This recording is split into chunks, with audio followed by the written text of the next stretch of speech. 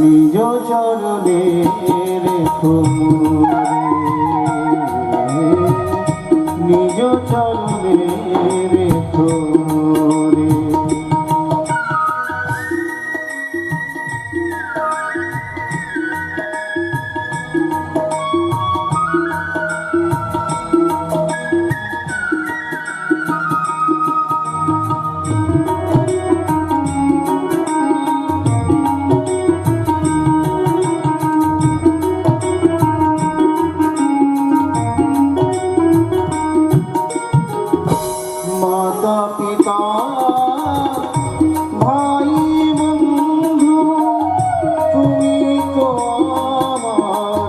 করুণা সিন্ধু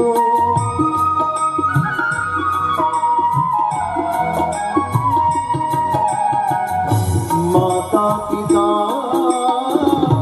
ভাই বন্ধু তুমি তো আমার করুণা সিন্ধু মায়ার বাঁধন কাটিয়া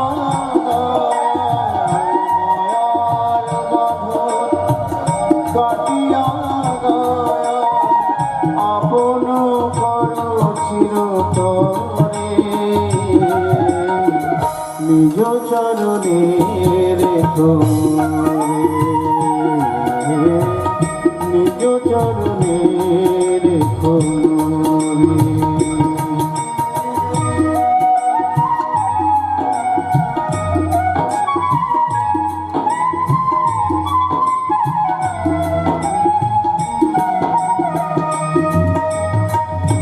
এই ভবাটরিতে ভ্রমিতে ভ্রমিতে বহু জনম গাইল,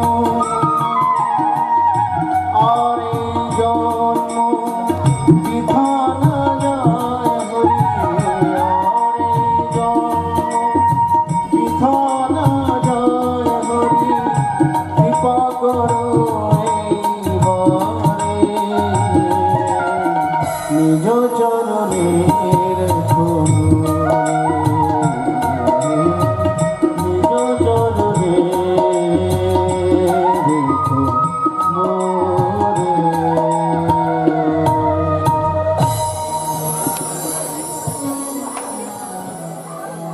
শ্রী রাধে, শ্রী রাধে রাধে।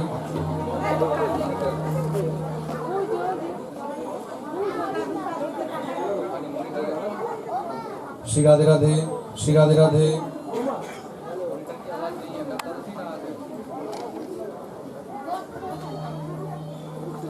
শ্রী রাধে রাধে, শ্রী রাধে রাধে, শ্রী রাধে রাধে।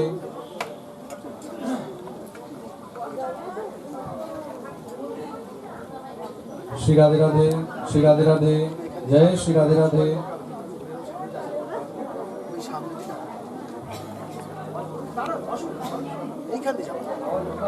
কোনো আওয়াজ নেই,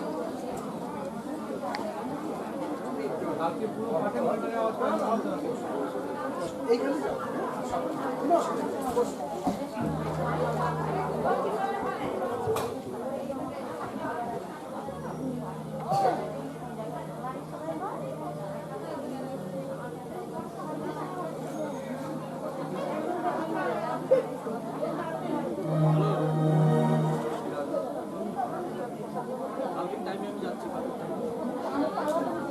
श्री राधे राधे जय श्री राधे राधे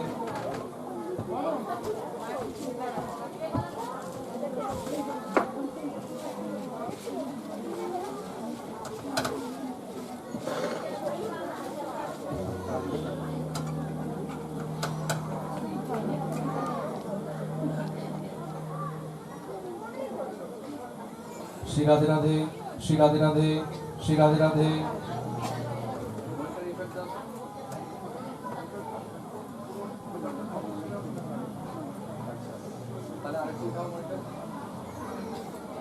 श्री राधे राधे श्री राधे राधे जय श्री राधे राधे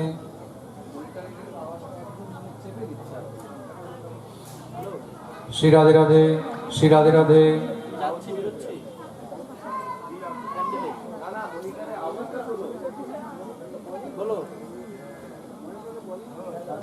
श्री राधे राधे श्री राधे राधे जय श्री राधे राधे श्री राधे राधे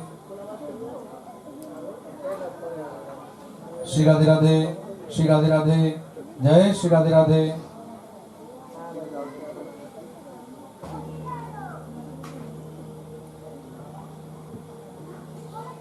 श्री राधे राधे जय श्री राधे राधे श्री राधे राधे श्री राधे राधे श्री राधे राधे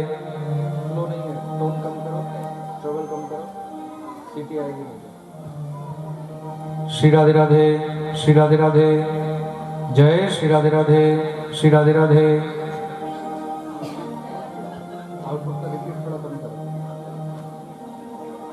श्री राधे राधे श्री राधे राधे जय श्री राधे राधे श्री राधे राधे बिहारी लाल की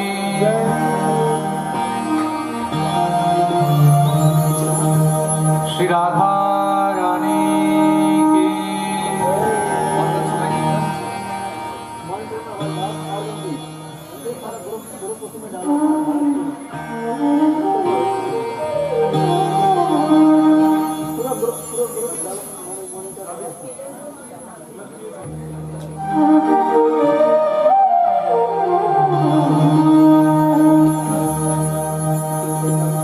बोलो वृंदावन बिहारी लाल की जय जय श्री श्री राधे निताय गौर हरि সবাই নিজের নিজের জায়গায় দাঁড়িয়ে যাবে আরতি আরম্ভ হচ্ছে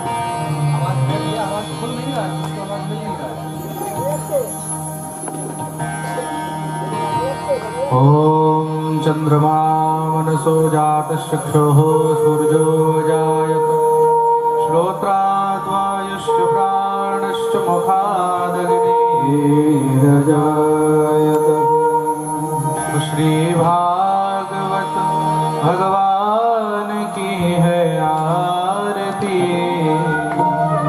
पापियों को पाप से आरती श्री भागवत भगवान की है आरती पापियों को पाप से है तारती अमर ग्रंथ ये मुक्ति बंध ये पंचम वेद निराला नव ज्योति जगाने वाला ये अमर ग्रंथ ये मुक्ति पथ पंचम वेद निराला नव ज्योति जगाने वाला हरि नाम यही हरि ध्यान यही हरि नाम यही हरि ध्यान यही के मंगल की आरती पापियों को पाप से आरती श्री भागवत भगवान की है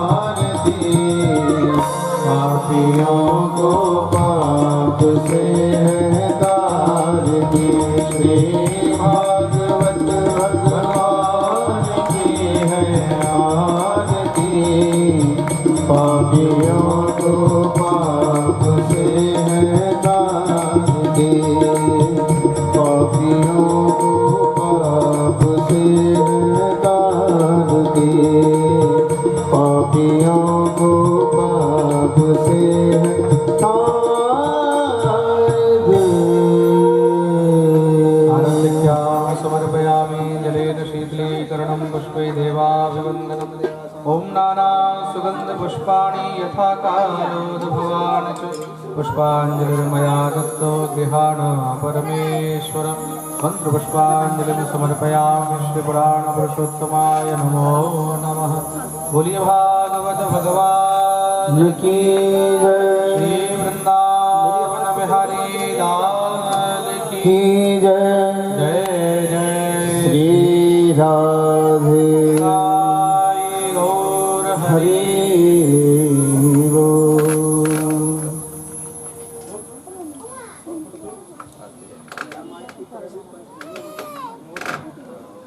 শ্রী রাধে শ্রী রাধে রাধে।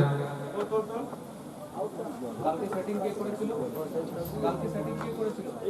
তুমি করেছিলে? তুমি করো।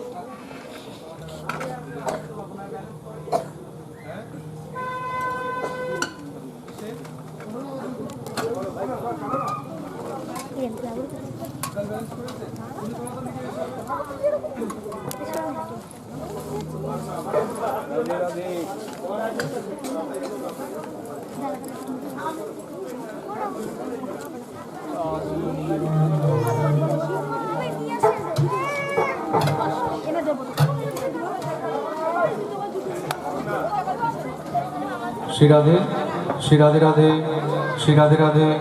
ঠিক আছে ঠিক আছে এখন ঠিক আছে। শ্রী রাধে রাধে শ্রী রাধে রাধে জয় শ্রী রাধে রাধে। এই যে আওয়াজটা এতক্ষণ কেন বলে নিয়ে আওয়াজটা? श्री राधे राधे श्री राधे राधे जय श्री राधे राधे। अब अभी कैसे आ रही है आवाज? इतनी देर से क्यों नहीं आ रही थी आवाज? तुमको लगाने का आपको फायदा क्या हुआ?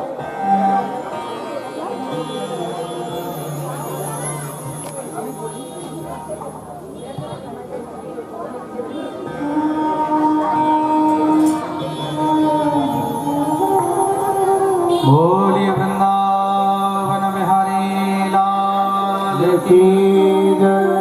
जय जय श्री राधे निताई गौर हरि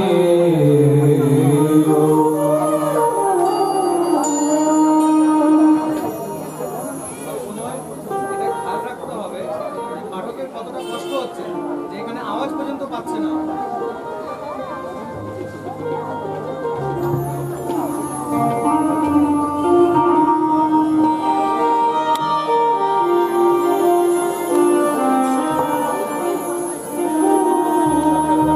स्वस्ति श्रीमन्महागणाधिपतये नमः। ओम श्री सरस्वत्यै नमः। अस्मद् श्री गुरुचरणकमलेभ्यो नमः। वन्दे अहं श्रीगुरु श्रीयुतपदकमलं श्रीगुरोन् वैष्णवांश्च श्रीरूपं साग्रजातं सहगणरघुनाथामृतं तं सजीव साद्वैतं सावधूतं परिजनसहितं श्रीकृष्णचैतन्यचन्द्रदेव श्री राधा कृष्ण पादान सहगण ललिता श्री विशाखान्विता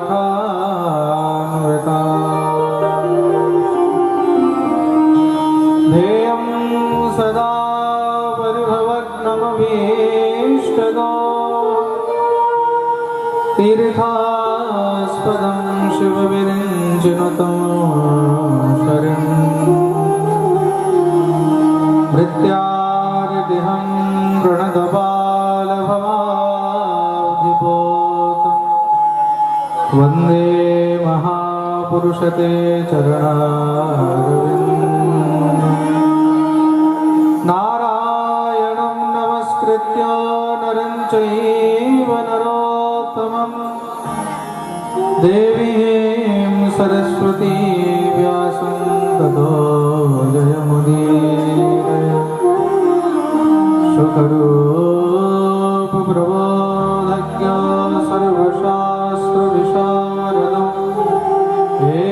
श्रीमद्कथा प्रकाशेन मदज्ञानं विनाशनम्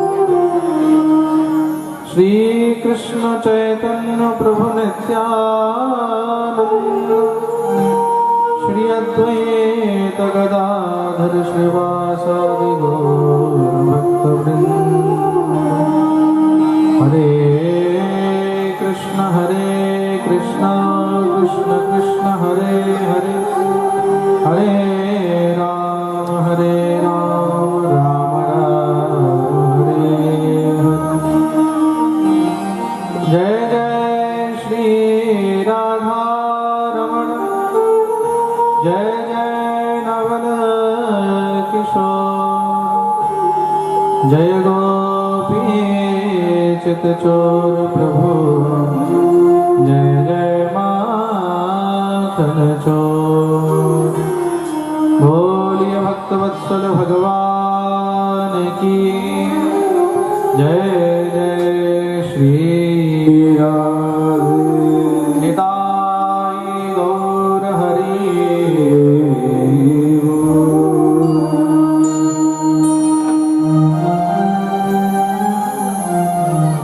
हे गोपाल राधा कृष्ण गोविंद गोविंद हे गोपाल राधा कृष्ण गोविंद गोविंद हे गोपाल राधा कृष्ण गोविंद गोविंद हे गोपाल राधा कृष्ण गोविंद गोविंद कृष्ण गोविंद गोविंद राधे गोविंद गोविंद कृष्ण गोविंद गोविंद राधे गोविंद गोविंद कृष्ण गोविंद गोविंद राधे गोविंद गोविंद कृष्ण गोविंद गोविंद राधे गोविंद गोविंद हे गोपाल राधा कृष्ण गोविंद गोविंद हे गोपाल राधा वाई दोनों हाथ की ताली सेवा करो गोविंद हे गोपाल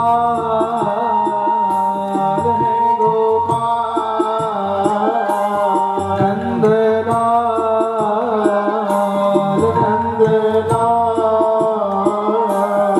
हे गोपाल राधा कृष्ण गोविंद गोविंद गोपाल राधा कृष्ण गोविंद गोविंद।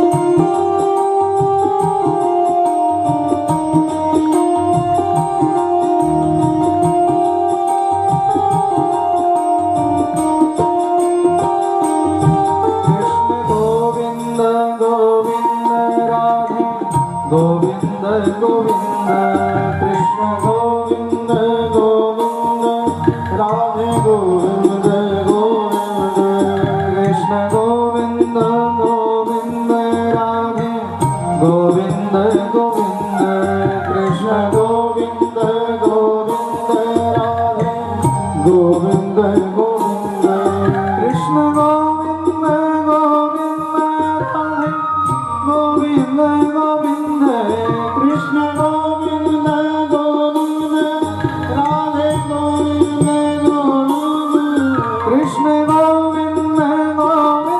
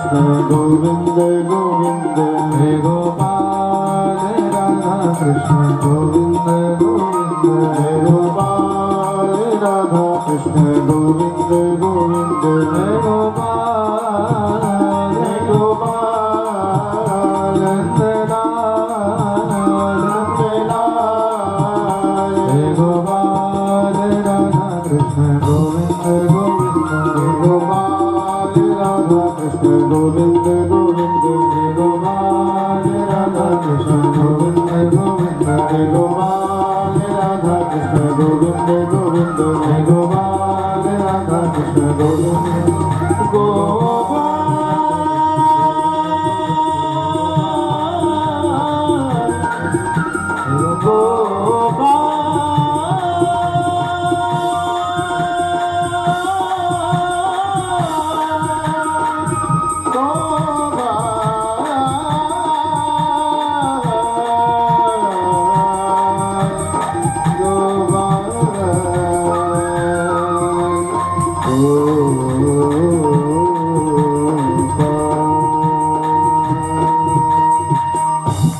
बोलिए वृंदावन बिहारी लाल की जय राधा रानी की जय जय श्री राधे निताय गौर हरि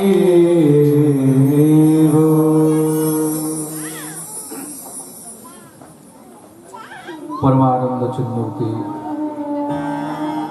अखिल ब्रह्मांड नायक जगत अधिपति त्रिलोकेश्वर नंद नंदन ब्रजेंद्र नंदन भगवान श्री राधा गोविंदेर असीम कृपा असीम अनुकंपाय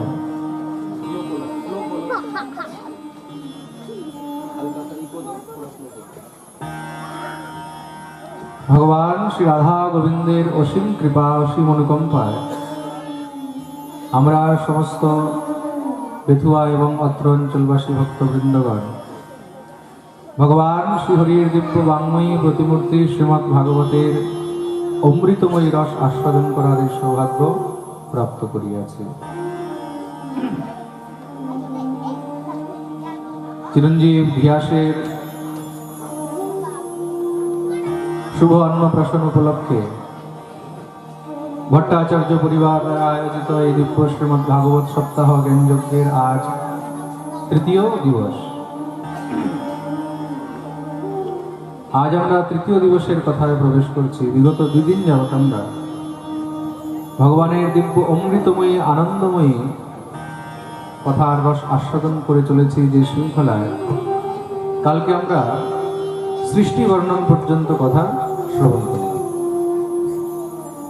সৃষ্টির মধ্যে মনু শতরূপার 3টি কন্যা 2টি পুত্রের বংশবর্ণন শ্রবণ করেছি। মনস্তু শতরূপায়াম তিস্রঃ কন্যাশ্চ জন্মেরে। মনু শতরূপার 3টি কন্যা আর 2টি পুত্র হয়েছে। 3টি কন্যা কে কে? আকুতি, দেবহূতি আর প্রসূতি। এই 3 জনারই বংশবর্ণন আমরা কালকে শ্রবণ করেছি। 2টি পুত্র হলেন প্রিয়ব্রত আর উত্তানপাদ। বড় পুত্র প্রিয়ব্রতকে যখন রাজ্য প্রদান করেছেন তিনি সব ত্যাগ করে দিলেন। মনু মহারাজকে বলছেন, হে পিতৃদেব, আমি ভগবত ভজনের জন্য সাধনার জন্য যেতে চাই। পুত্র সাধনার জন্য যেতে চায়, পিতার কর্তব্য কি? তাকে কি বেঁধে রাখবে? কেউ যদি ভক্তির পথে অগ্রসর হতে চায়, কেউ যদি ভজন করতে চায়, সাধন করতে চায়, তখন কি তাকে বেঁধে রাখবে? না বাবা, যেও না। মাতা পিতার কর্তব্য তখন তাকে একদম মুক্ত করে দেওয়া উচিত। তুমি ভজন করলে, তুমি সাধন করলে তখন আমাদেরও কল্যাণ। যেই গৃহে কোনো ভগবত ভক্ত জন্মগ্রহণ করে, বলছেন সেই সমস্ত গৃহের যত সদস্য রয়েছে তাদেরও মঙ্গল হয়, কল্যাণ হয়ে। প্রিয়ব্রত সাধনা করতে বনে গমন করলেন। ছোট ভাই উত্তানপাদ, তিনি যখন রাজা হয়েছেন, উত্তানপাদের বিবাহ হলো। তার স্ত্রীর নাম হলো সুনীতি। বহুকাল পর্যন্ত সুনীতির গর্ভের থেকে কোনো সন্তান হয়নি। পুত্র প্রাপ্তির হেতু রাজা দ্বিতীয় বিবাহ করলেন। ছোট রানী আসলো, নাম হলো সুরুচি। কিন্তু যখন থেকে ছোট রানী এসেছে তখন থেকে রাজা বড় রানীর প্রতি উদাসীন হয়ে গেল। এতটাই উদাসীন যে তিনি কিভাবে আছে, খেয়েছে কিনা, সুস্থ আছে কিনা সেসব তিনি একবার দেখতেও যান। ভগবত ইচ্ছায় কিছু সময় জানতে পারলেন যে বড় রানীর গর্ভে সন্তান আসছে।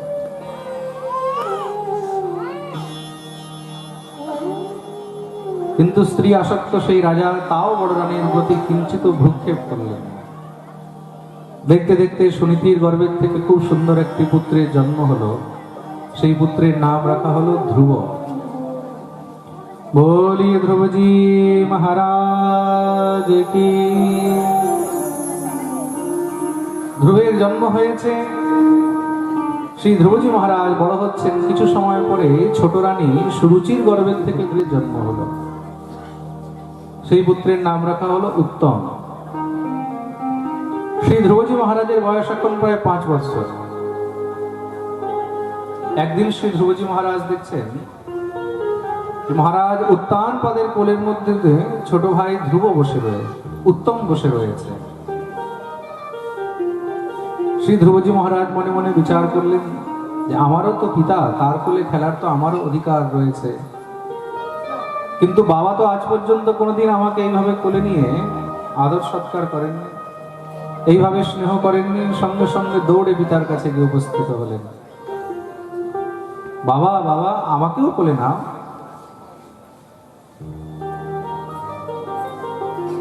বারবার উন্নয় বিনয় করার পরেও কিন্তু পিতা ভয়ে নিজের পুত্রকে কোলে নিচ্ছেন। কেন? সুরুচি যদি দেখে নেয় তাহলে রাজার প্রতি সুরুচির যে প্রেম রয়েছে সেটা নষ্ট হয়ে যাবে। সুরুচির ভয়ে নিজের পুত্র ধ্রুবকে পর্যন্ত তিনি কোলে নিচ্ছেন না। কিন্তু কতক্ষণ পর্যন্ত? বারবার উন্নয় বিনয় করতে করতে তখন পিতার বাৎসল্য জাগ্রত হলো। সঙ্গে সঙ্গে তিনি ধ্রুবকেও কোলে উঠিয়ে বসিয়েছেন। দূর থেকে সুরুচির দৃশ্য দেখছিল। মনে মনে সুরুচি বিচার করলো, আজকে ধ্রুব কোলে বসেছে, তাহলে কালকে রাজগদ্দিতেও বসে যাবে। বড় ছেলে তো, বড় পুত্রের বড় সন্তানের অধিকার আগে হয়, তাহলে সে যদি রাজা হয় তাহলে আমার পুত্র কে হবে? তার দাস।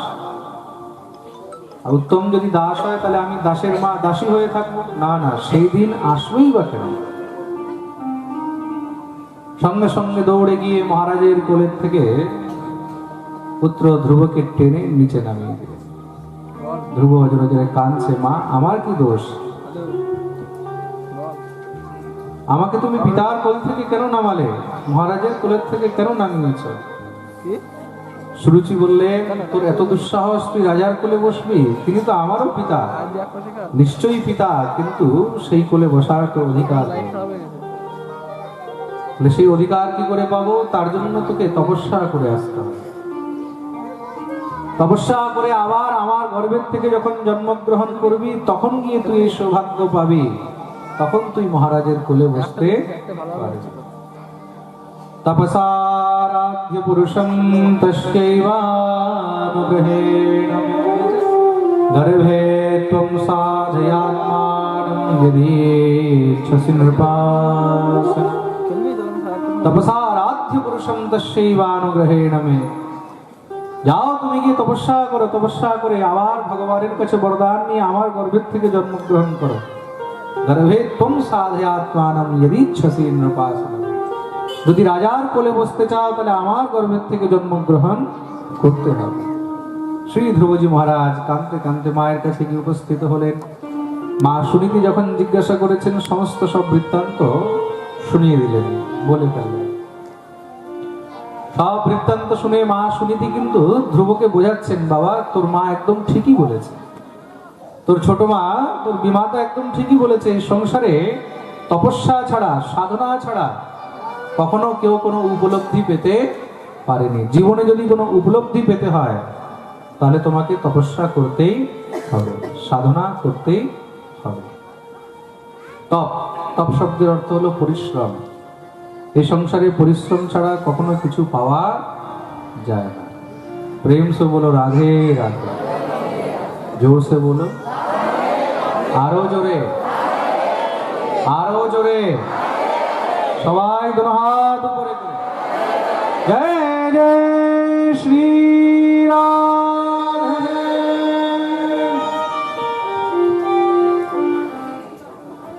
দেখো, তোমার দাদু মহারাজ শ্রী মনু মহারাজ তিনিও তপস্যা করে এই সমস্ত পৃথিবীর রাজা হতে পেরেছেন। তোমার পরম দাদু পরম পিতা ব্রহ্মা তিনিও তপস্যা করে সৃষ্টির অধিপতি হতে পেরেছেন। সুতরাং তুমি যদি কিছু পেতে চাও তাহলে তোমাকেও তপস্যা করতেই হবে।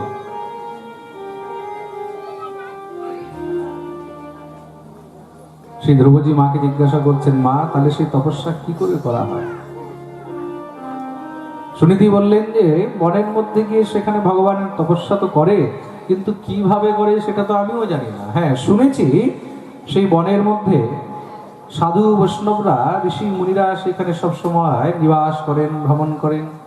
যখনই কোনো সাধু বৈষ্ণব ঋষি মুনিদেরকে দেখবে সঙ্গে সঙ্গে গিয়ে তাদের চরণে প্রণিপাত হবে, প্রণাম করবে, তাদের কাছে জিজ্ঞাসা করবে, তারাই তোমাকে তপস্যার রাস্তা, সাধনার রাস্তা দেখিয়ে দেবে। সাধু ঋষি মুনি তাদের কাজে সাধারণ জীবকে ভগবত ভক্তির পথে অগ্রসর করে নিয়ে যাও। ভক্ত ধ্রুব সঙ্গে সঙ্গে মাকে প্রণাম করে বেরিয়ে গেলেন তপস্যা করতে। ক্ষত্রিয়ের বাচ্চা তো দৃঢ় সংকল্প হয়ে তপস্যা করতে বনে বেরিয়ে গেছেন। বনে ভ্রমণ করছেন যে কোনো সাধুকে যেন পাই, কোনো বৈষ্ণবকে যেন পাই, কোনো ঋষিকে পাই। খুঁজতে খুঁজতে হঠাৎ করে দেখছেন সামনে থেকে বীণাধারী দেবর্ষি নারদ কীর্তন করতে করতে আসছে, নারায়ণ নারায়ণ নারায়ণ।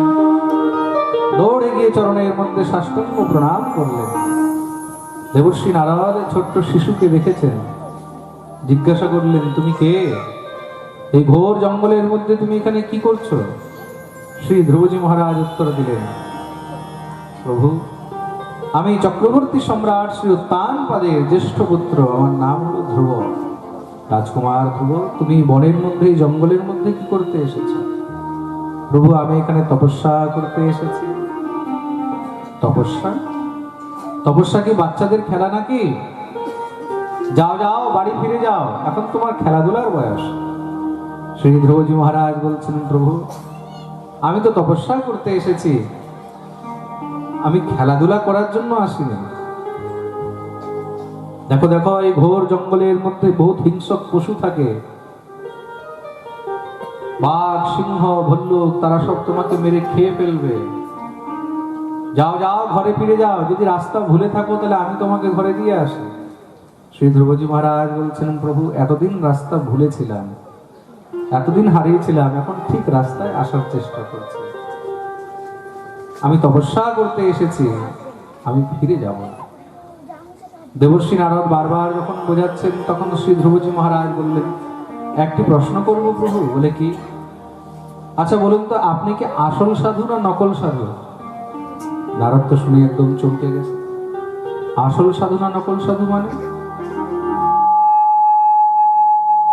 বলে, প্রভু আমি শুনেছি সাধু বৈষ্ণব ঋষি মুনি তারা সাধারণ জীবকে, তারা ভক্তদেরকে ভগবত ভক্তির পথে অগ্রসর করে। আমি তপস্যা করতে এসেছি, সাধনা করতে এসেছি, আর আপনি আমাকে আবার বিষয়ের দিকে, ঘরের দিকে ফিরে যেতে বলছেন। তার জন্যই আমার মনে একটু শঙ্কা হলো। দেবর্ষি নারদ বলছেন, না বাবা, আমি আসল সাধু। তাহলে আপনি যদি আসল সাধু হন তাহলে আমাকে সাধনার রাস্তা প্রশস্ত করুন, ভগবত ভক্তির মার্গ প্রশস্ত করুন। আমি কি করে তপস্যা করব, কি করে সাধনা করব, সেই রাস্তা আমাকে দেখান। দেবর্ষি নারদ বুঝে গেলেন এই বাচ্চাকে ভোলানো যাবে না। ধ্রুবকে জিজ্ঞাসা করছেন, ঠিক আছে, তুমি যদি তপস্যা করতেই চাও তাহলে কার তপস্যা করবে বলো? ধ্রুবজি বললেন, তপস্যা আবার অনেকের করা হয় নাকি? বলে, নিশ্চয়ই। যার যেই অভিলাষা, সেই নিজ নিজ অভিলাষা মতে আলাদা আলাদা দেব দেবীদের তপস্যা করে। যে অর্থ চায় লক্ষ্মীর তপস্যা করে, যে বুদ্ধি চায় বিদ্যা চায় সে সরস্বতীর তপস্যা করে, যে বর্ষা চায় ইন্দ্রের তপস্যা করে, কেউ মহাদেবের তপস্যা করে, কেউ ব্রহ্মার তপস্যা করে, কেউ বিষ্ণুর তপস্যা করে, কেউ অশ্বিনী কুমারের তপস্যা করে। শ্রী ধ্রুবজি মহারাজ বললেন, প্রভু তাহলে একটা কথা বলুন, এই সংসারে এমন কেউ নেই যে তাদের মধ্যে সব থেকে শ্রেষ্ঠ, যার তপস্যা করলে আর অন্য কারোর কাছে যাওয়ার কোনো প্রয়োজন হয় না, যার চরণ ধরলে সেখানেই যেন সবকিছু পাওয়া যায়? দেবর্ষি নারদ বললেন, নিশ্চয়ই রয়েছে। তিনি কে জানো? ধর্মার্থ কাম মোক্ষাখ্যম ইচ্ছে শ্রেয়াত্মনঃ একমেব হরেস্তত্র কারণোপাদসেবনঃ।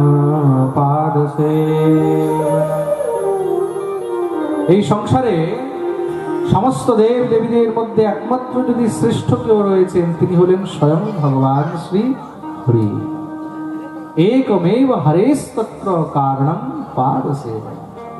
সবকিছু যদি এক জায়গায় পেতে চাও তাহলে তোমাকে শ্রী হরির শরণাপন্ন হতে হবে। খুব মন দিয়ে শোনো।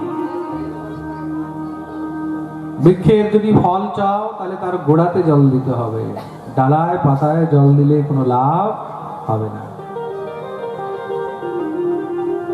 এই সংসারের মধ্যে যত দেব দেবী রয়েছে তারা সব হলো ডাল আর পাতা, একমাত্র মূল হলেন ভগবান শ্রী হরি। যদি তুমি একমাত্র কোন শ্রেষ্ঠের তপস্যা করতে চাও তাহলে তোমাকে শ্রী হরিরই তপস্যা করতে হবে। তাকে কোথায় পাওয়া যাবে? তত্তাৎ গচ্ছ ভদ্রম তে যমুনায়াস্তটম শুচি পুণ্যম মধুবনম যত্র সান্নিধ্যম নিত্যদা।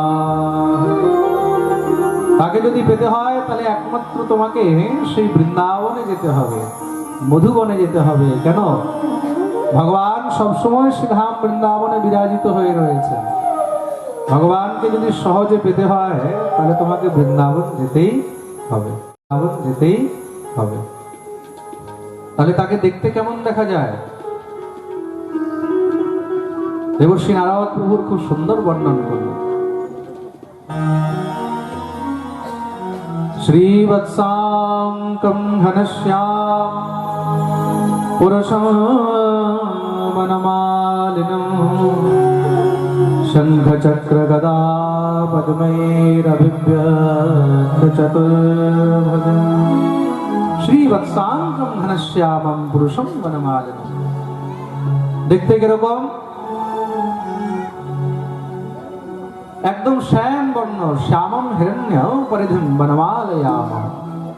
তার গলার মধ্যে বনমালা রয়েছে, মাথার মধ্যে ময়ূরের মুকুট রয়েছে, চতুর্ভুজ রূপধারী, চারটি হাতের মধ্যে শঙ্খ চক্র গদা পদ্ম ধারণ করে রেখেছেন।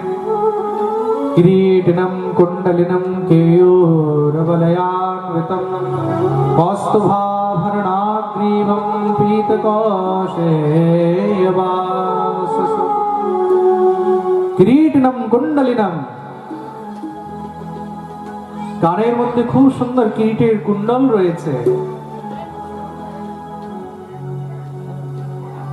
এমন ঘনশ্যাম, সেই হরির যখন তুমি ধ্যান করবে তখন তুমি তাকে অতি সহজেই পেতে পারবে।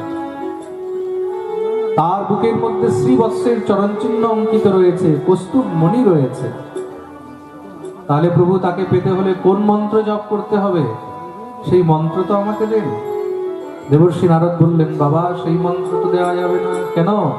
মন্ত্র দিলে আজ থেকে আমি তোমার গুরু আর তুমি আমার শিষ্য হয়ে যাবে। শ্রী ধ্রুবজি মহারাজ বলছেন, আমি তো আপনাকে গুরু মেনেই নিয়েছি, তাহলে আপনি কৃপা করে আমাকে শিষ্য তো মেনে নেন।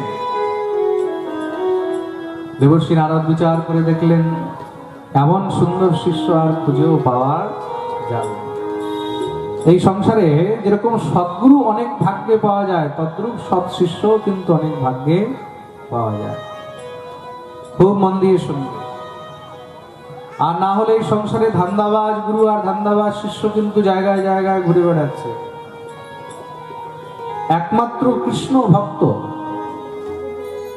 এমন গুরু আর কৃষ্ণ ভক্ত শিষ্য কিন্তু অনেক সৌভাগ্যে পাওয়া যায়।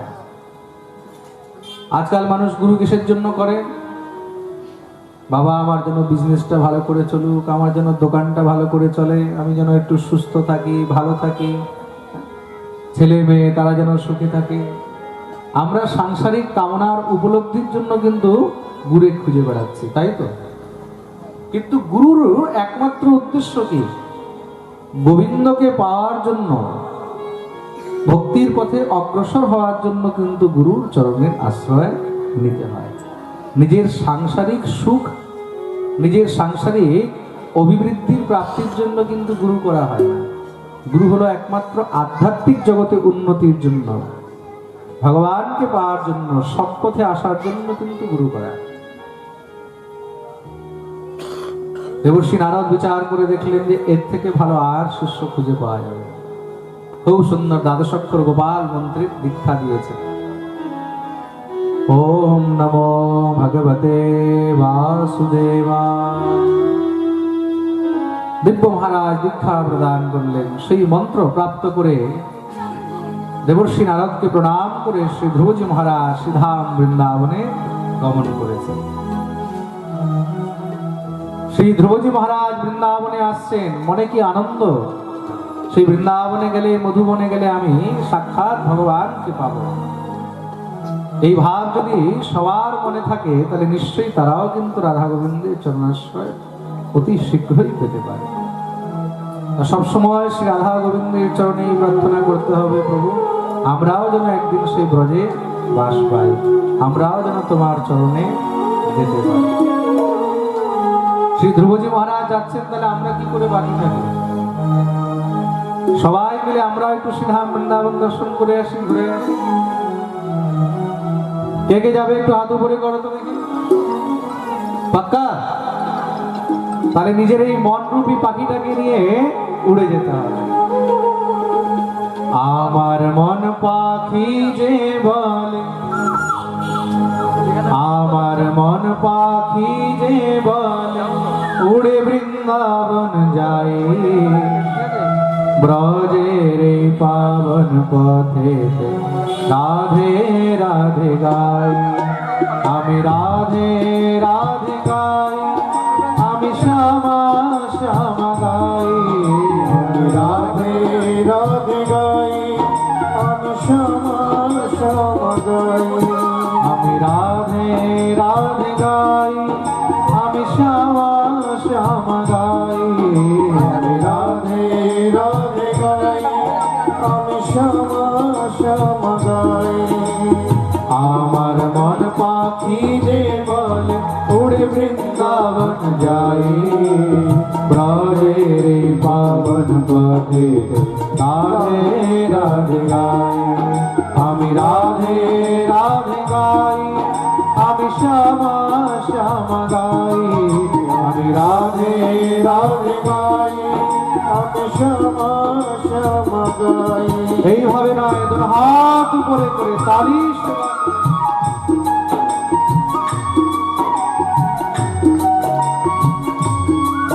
হরি বল।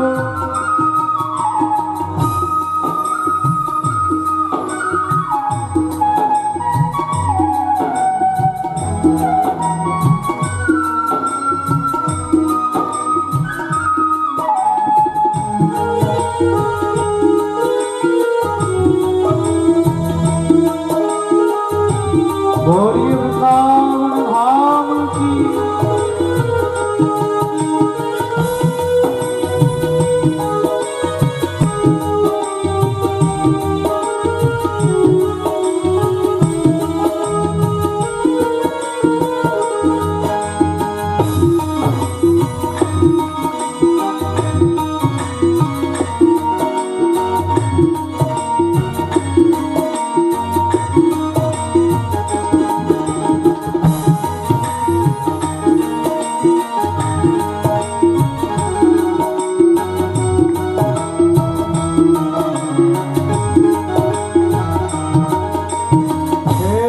कुंज वाणी धुवानी पावज कुंज विहार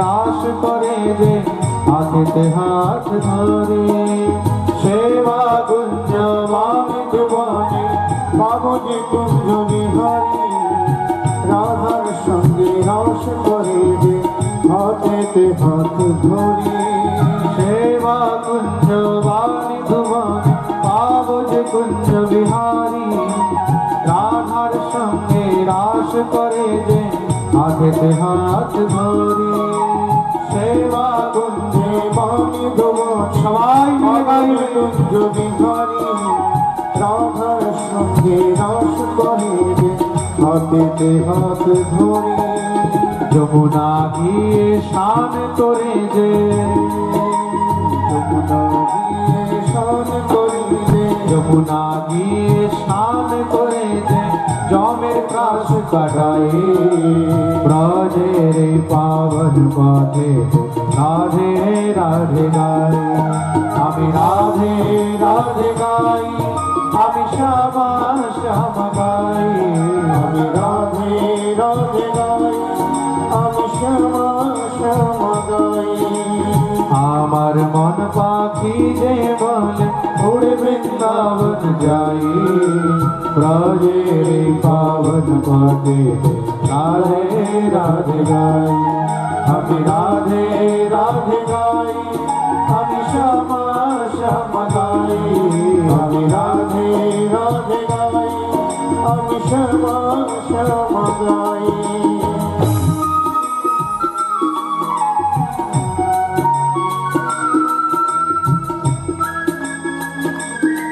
হরি বল।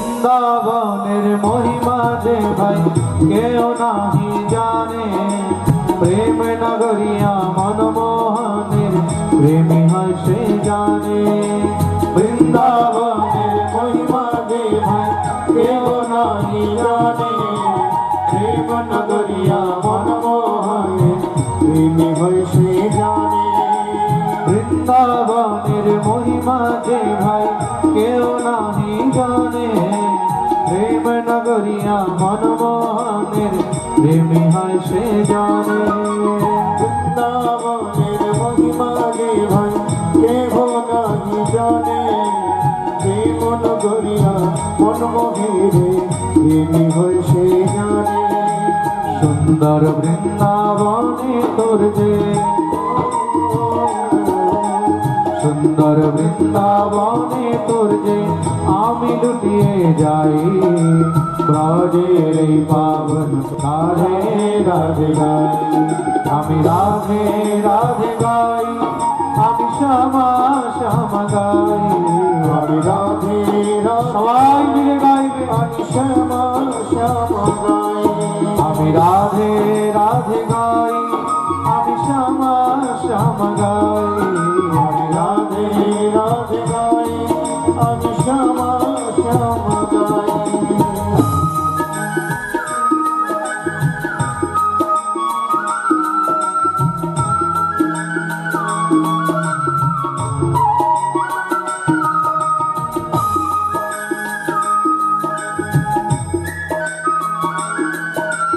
হরি বল।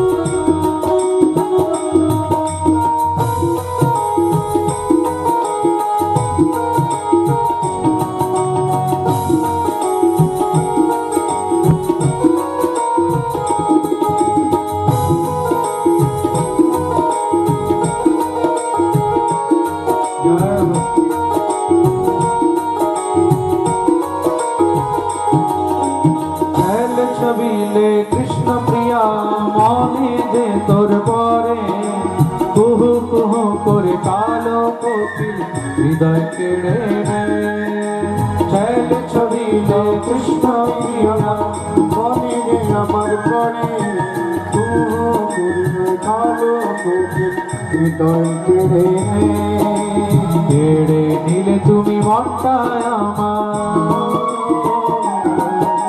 কেড়ে নিলে তুমি মনটা আমার, আর কোথায় যে যাই বৃন্দাবনে রাধে রাধে গাই, আমি রাধে রাধে গাই, আমি শ্যামা শ্যামা গাই, আমি রাধে রাধে গাই আমি শ্যামা শ্যামা গাই।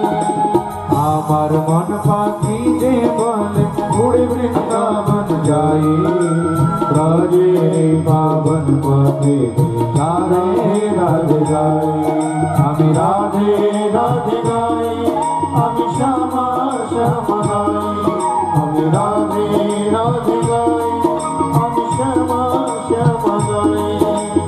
আমার মন পাখি যে বলে উড়ে বৃন্দাবন যাই, রাজে পাবন পথে রাধে রাধে গাই, আমি রাধে রাধে গাই, আমি শ্যামা শ্যামা গাই, আমি রাধে রাধে গাই আমি শ্যামা শ্যামা গাই, আমি রাধে রাধে গাই আমি শ্যামা শ্যামা গাই, আমি শ্যামা শ্যামা গাই আমি শ্যামা শ্যামা গাই।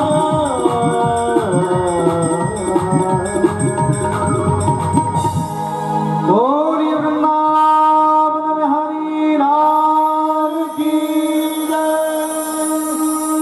আমার মন পাখি যে বলে উড়ে বৃন্দাবন যাই, ব্রজের এই পাবন পথে আমি রাধে রাধে গাই, আমি রাধে রাধে গাই, আমি শ্যামা শ্যামা গাই, আমি রাধে রাধে গাই, আমি শ্যামা শ্যামা গাই।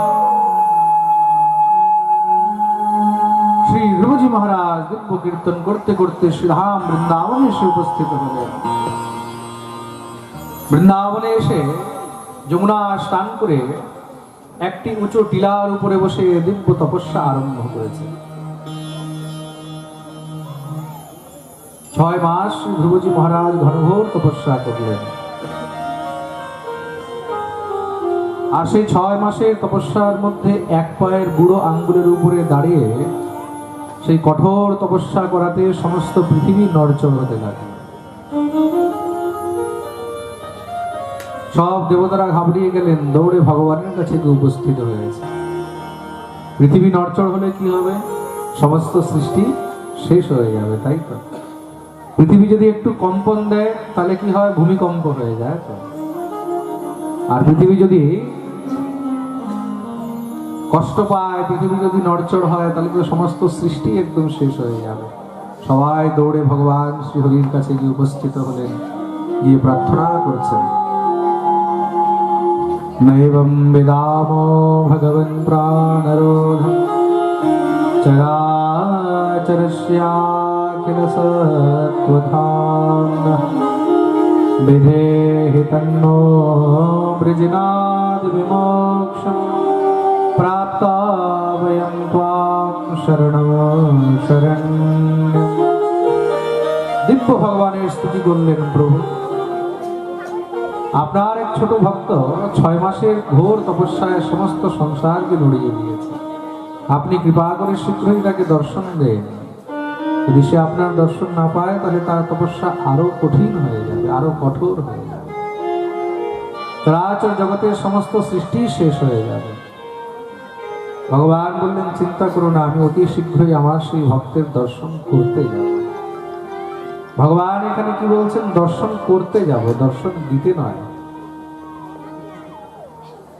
ভক্তের তপস্যার মধ্যে কতটা আকর্ষণ রয়েছে, কতটা শক্তি রয়েছে যে ভগবানকে নিজের কাছে টেনে আনতে পারে।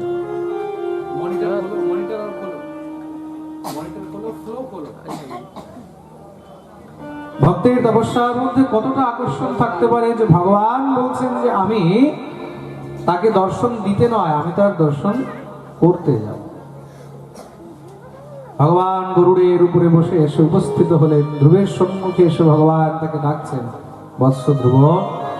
শ্রী ধ্রুবজি মহারাজ নিজের অন্তর্মনে ভগবানকে এইভাবে অঙ্কিত করে রেখেছেন যে শ্রী ঠাকুর সামনে এসে ডাকছেন, কিন্তু ধ্রুবের ধ্যান ভঙ্গ হয়। জীব যখন ভগবত ভক্তির মধ্যে ভগবত সেই রূপকে নিজের অন্তরে সন্নিবেশ করে নেয়, তখন এই সংসারের মধ্যে বহির্গত কোনো কিছুর বিচারই হয় না, বাইরের কিন্তু তখন কোনো জ্ঞানই থাকে না। যেইভাবে মহাদেব ভগবানের যখন ধ্যানস্থ হয়ে থাকেন, ভগবত সেই দিব্য ছবিকে তিনি যখন চিন্তন করেন, স্মরণ করেন, তখন সংসারের সবকিছু ভুলে যান। তদ্রূপ শ্রী ধ্রুবজি মহারাজ এখানে বাহ্যগত সবকিছুই ভুলে গেছে। ভগবান ডাকছেন কিন্তু তিনি শুনতেও পাচ্ছেন না। কেন? অন্তরে শুধু তিনি গোবিন্দকেই দেখে যাচ্ছেন। ভগবান দেখলেন যতক্ষণ পর্যন্ত আমার ছবি তার বুকের মধ্যে অঙ্কিত থাকবে, ততক্ষণ পর্যন্ত সে আমার দিকে ফিরেও তাকাবে না। ভগবান সঙ্গে সঙ্গে কি করলেন? তার হৃদয় থেকে নিজের সেই ছবিকে কেড়ে নিলেন। অন্তর হৃদয়ে যখন সেই প্রাণ গোবিন্দকে আর দেখতে পাচ্ছে না, তখন শ্রী ধ্রুবজি মহারাজ চঞ্চল হয়ে গেল। চোখ খুলে যখনই দেখেছে, সামনে দেখছে সাক্ষাৎ ভগবান শ্রীহরি, দৌড়ে গিয়ে চরণে সাষ্টাঙ্গ প্রণিপাত করলেন। ভগবানের স্তুতি করতে চায়, ভগবানকে অনেক কিছু বলতে চান ধ্রুব, কিন্তু এখনো তো বিদ্যা অধ্যয়ন করেনি, কোনো স্কুলে যায়নি, কোনো বিদ্যালয়ে যায়নি, শাস্ত্র গ্রন্থ কোনো জ্ঞান নেই। ভগবানের সামনে কি বলতে হয়, ভগবানকে কিভাবে স্তুতি করতে হয়, সেসব তো কিছু জানে না।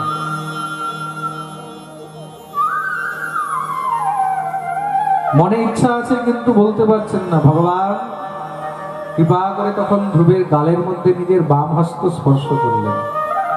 কৃতাঞ্জলিম ব্রহ্মময়েন কম্বনা পস্পর্শ বালম কৃপয়া কপোলে। ভগবান যখন নিজের বাম হস্ত ধ্রুবের গালে স্পর্শ করেছেন, স্পর্শ করতেই সঙ্গে সঙ্গে মনে হয় শ্রী ধ্রুবজি মহারাজকে সমস্ত সব যত বেদ বেদান্ত রয়েছে, সব জ্ঞান তার ভিতরে প্রবিষ্ট হয়ে গেল। শ্রী ধ্রুবজি মহারাজ একদম ধড়াধড় করে ভগবানের স্তুতি আরম্ভ করে দিয়েছে। ইয়ন্তঃ প্রবিশ্য মম বাচমিমাং প্রসক্তা সঞ্জীবয়ত্যখিল শক্তিধরা স্বধা अन्याश्च हस्तचरणश्रवणत्वकादि प्राणा नमो भगवते पुरुषाय तुभ्यम् योऽन्तः प्रविश्य मम वाचमिमां प्रसुप्ता। দিব্য ভগবানের স্তুতি করলেন। ভগবান অতি প্রসন্ন হয়েছেন। ভগবান ধ্রুবকে বলছেন, ধ্রুব তুমি বর চাও। শ্রী ধ্রুবজি মহারাজ বলছেন, প্রভু সাক্ষাৎ আপনাকে পেয়ে এই সংসারে আর কোনো বস্তুর কি কোনো অভিলাষা থাকে? না, আর কোনো বস্তুর কোনো অভিলাষা নেই। ভগবান বললেন, আমি তোমার উপর অতি প্রসন্ন, তুমি যা চাইবে আমি তোমাকে তাই দেব। শ্রী ধ্রুবজি বলছেন, প্রভু আপনি তো অন্তরে জানেন, আপনি তো সবার মনের কথা জানেন, তাহলে আপনার কাছে মুখ ফুটে আর কি চাই? যা দেওয়ার আপনি নিজেই দিয়ে দেন। ভগবান ধ্রুবের উপরে কৃপা করলেন। ভগবান বলেছেন, তুমি ৩৬,০০০ বৎসর পর্যন্ত এই পৃথিবীতে রাজত্ব করো, তৎপশ্চাৎ তুমি পরমধাম গমন করবে। ভগবান ধ্রুবকে আশীর্বাদ দিয়ে অন্তর্ধান হলেন। বলিয়ে ধ্রুব নারায়ণ ভগবান কি। এই প্রকার শ্রী ধ্রুবজি মহারাজ ভগবত দর্শন প্রাপ্ত করে ফিরে আসছেন। দেবর্ষি নারদ রাজা উত্তানপাদকে সেই খবর দিলেন। উত্তানপাদের আজকে স্ত্রী আসক্তি মুক্ত হয়ে গেল, আত্মগ্লানি হয়েছে। আমি স্ত্রী আসক্ত হয়ে পড়ে রয়েছি, আর আমার পুত্র, আমার সন্তান ভগবত দর্শন করে ফিরে আসছে। সঙ্গে সঙ্গে উত্তানপাদ নিজের পুত্রকে স্বাগত করতে নিজে রথ নিয়ে বেরিয়ে গেলেন। খুব সুন্দর ভাবে স্বাগত করে পুত্রকে সঙ্গে করে নিয়ে এসেছেন। ধ্রুবের সুন্দর স্বাগত হলো। সমস্ত সব প্রজাগণ পুষ্প বৃষ্টি করে শ্রী ধ্রুবজি মহারাজের স্বাগত করেছেন। কিন্তু ধ্রুবের বিমাতা ভগবতী সুরুচি তিনি লজ্জিত হয়ে আর সামনে আসছেন না, লুকিয়ে রয়েছে। কেন? ধ্রুবের সামনে কি করে যাব? যাকে আমি তিরস্কার করে অপমানিত করে এখান থেকে বের করে দিয়েছিলাম, তার সামনে আমি যাবো কি করে? কিন্তু শ্রী ধ্রুবজি মহারাজ সব থেকে আগে নিজের বিমাতাকে খুঁজে বের করেছে, আর নিজের ছোট মায়ের কাছে গিয়ে চরণে প্রণিপাত করলেন, প্রণাম করলেন। সুরুচির চোখের থেকে ঝরঝর করে জল পড়ছে। ভগবতী সুরুচি ধ্রুবকে বলছেন, পুত্র, আমি তোমার অপমান করলাম, তোমার তিরস্কার করলাম, তোমাকে আমি রাজার কোলের থেকে নিচে নামিয়ে দিলাম, আর তুমি সব থেকে আগে আমাকে এসে প্রণাম করবে? শ্রী ধ্রুবজি মহারাজ বলছেন, মা, আপনি তো আমার উপরে সব থেকে বড় উপকার করেছেন, আপনি আমার প্রথম গুরু। আপনি যদি কৃপা না করতেন তাহলে আজকে আমার ভগবত দর্শন হতো না, আজকে আমার কৃষ্ণ দর্শন হতো না। খুব মন দিয়ে শুনবে, এই সংসারে কেউ যদি তোমাকে ধাক্কা দিয়েও ঠাকুরের কাছে পাঠায়, গালি দিয়েও ঠাকুরের কাছে পাঠায়, টেনে ছেঁচড়েও যদি ঠাকুরের কাছে নিয়ে যায়, তাহলে মনে করবে সে তোমার সব থেকে বড় বন্ধু। আর কেউ যদি মিষ্টি মিষ্টি কথা বলে তোমাকে ভগবান থেকে দূরে নিয়ে যায়, ভগবান থেকে যদি আলাদা করে, তাহলে বুঝে যাবে যে সে তোমার সব থেকে বড় শত্রু। প্রেম সে বলো রাধে রাধে, বলো না, আরে বলো না, বলো না, আরো জোরে। যারা পিছনে আছে দুটো হাত উপরে করে জয় রে শ্রী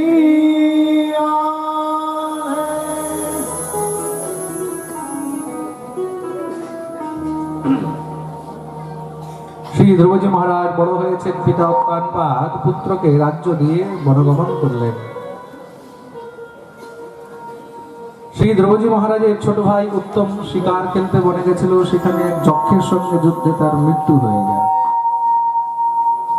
নিজের ভাইয়ের মৃত্যুর প্রতিশোধ নেওয়ার জন্য শ্রী ধ্রুবজি মহারাজ যক্ষদের সঙ্গে যুদ্ধ করলেন।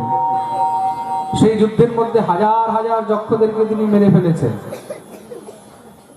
যক্ষদের রাজা শ্রী কুবের দৌড়ে গেছেন পরমপিতা ব্রহ্মার কাছে, হে পরমপিতা, আপনি আমাদের সৃষ্টি করেছেন, কিন্তু আপনার প্রপৌত্র সেই ধ্রুব মনে হয় আমাদের সমস্ত বংশই শেষ করে দেবে, আপনি তাড়াতাড়ি কৃপা করুন। ব্রহ্মা মনু মহারাজকে পাঠালেন, যাও তুমি গিয়ে তোমার নাতিকে বোঝাও। মনু মহারাজ দৌড়ে এসেছেন, যুদ্ধ বন্ধ করালেন, ধ্রুবকে বুঝিয়েছেন, ধ্রুব, হয়তো কার সঙ্গে যুদ্ধে তোমার ভাইয়ের মৃত্যু হয়েছে, কিন্তু তার বদলে তুমি হাজার হাজার যক্ষদেরকে মেরে ফেললে। তুমি কি নিজের সেই ছোট ভাইকে ফিরিয়ে আনতে পারবে? বলে না। তাহলে তার জন্য সে হাজার হাজার যক্ষদেরকে মেরে তো কোনো লাভ নেই। যুদ্ধ বন্ধ করিয়েছেন, সমস্ত যক্ষগণ এসে আশীর্বাদ দিলেন। দেখতে দেখতে ৩৬,০০০ বৎসর পূর্ণ হলো, স্বয়ং কাল এসেছে ধ্রুবকে নিতে। কাল এসে ধ্রুবজি মহারাজকে বলছে, প্রভু আপনার সময় পূর্ণ হয়ে গেছে, এবার আপনাকে ধরাধাম পরিত্যাগ করে যেতে হবে। ধ্রুবজি মহারাজ বলছেন, তাহলে আমাকে নিয়ে চলো। এই পৃথিবী লোক থেকে কে নিয়ে যাবে? একমাত্র কাল, সেই কিন্তু নিয়ে যেতে পারে। কাল মানে মৃত্যু, মৃত্যু না হলে মানুষ এখান থেকে যাবে কি করে? আমাকে নিয়ে যাও। কাল বললেন, প্রভু আপনাকে স্পর্শ করার সামর্থ্য আমার মধ্যে নেই। শ্রী ধ্রুবজি বলছেন, তাহলে আমি যাবো কি করে? কাল বললেন, প্রভু আপনার জন্য সাক্ষাৎ বিমান এসে উপস্থিত হচ্ছে, আপনি সশরীর বিমানে বসে পরমধাম। শ্রী ধ্রুবজি মহারাজ বিমানে যখনই বসতে গেছেন, কাল নিজের মস্তক নত করে বললেন, প্রভু আপনি নিজের শ্রীচরণ আমার মাথায় রেখে এই বিমানে বসুন। ধ্রুবজি বললেন, কাল তুমি তো বললে যে তুমি আমাকে স্পর্শ করতে পারবে না, আর এখন বলছো যে নিজের শ্রীচরণ আমার মাথায় রেখে আপনি বিমানে বসুন। কাল বলছে, প্রভু আমি আপনাকে স্পর্শ করতে পারবো না, কিন্তু আপনি তো কৃপা করে আমাকে স্পর্শ করতে পারবেন। বলে তাদের লাভটা কি হলো? বলে সংসারে কেউ এটা তো বলবে না যে শ্রী ধ্রুবজি মহারাজ কালকে স্পর্শ করেন, মৃত্যুকে স্পর্শ করেন।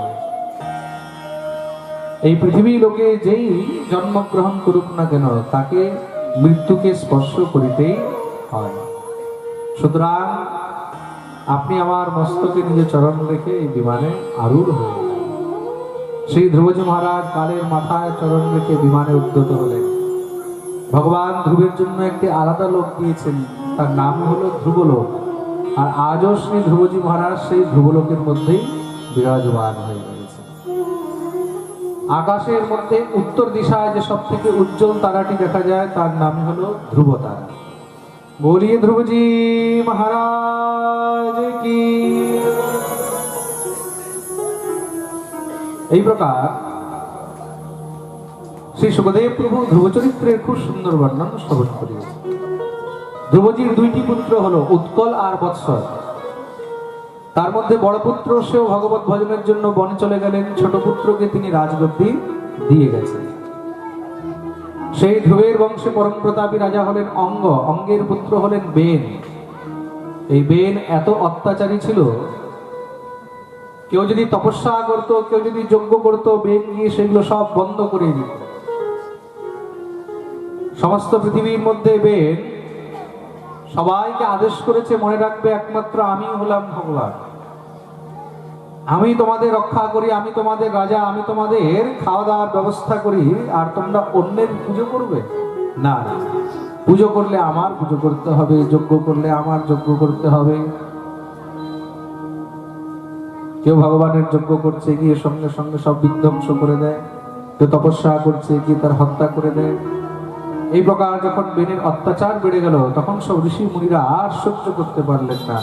তারা সবাই মিলে বেনকে অভিশাপ দিয়ে দিলেন, হন্যতাম হন্যতামেষু পাপঃ প্রকৃতিদারুণঃ জীবন জগদসাবাসু কুরুতে ভস্মসাৎ ধ্রুবঃ। তুমি মরে যাও, তোমার মতন দুষ্ট রাজার থাকার চেয়ে না থাকাই বেশি ভালো। অভিশাপ দিতে সঙ্গে সঙ্গে সেখানে বেনের মৃত্যু হয়ে গেল। বেনের সেই মৃতদেহকে কাঁচা তেলের মধ্যে ফেলে রাখা হয়েছে। কোন রাজা না থাকার কারণে আস্তে আস্তে রাজ্যের মধ্যে উচ্ছৃঙ্খলতা বেড়ে গেল। চুরি, লুট, হত্যা, স্ত্রী হত্যা, গো হত্যা, বাল হত্যা ইত্যাদি এত বেড়ে গেছে, সবাই চিন্তিত হয়ে গেলেন।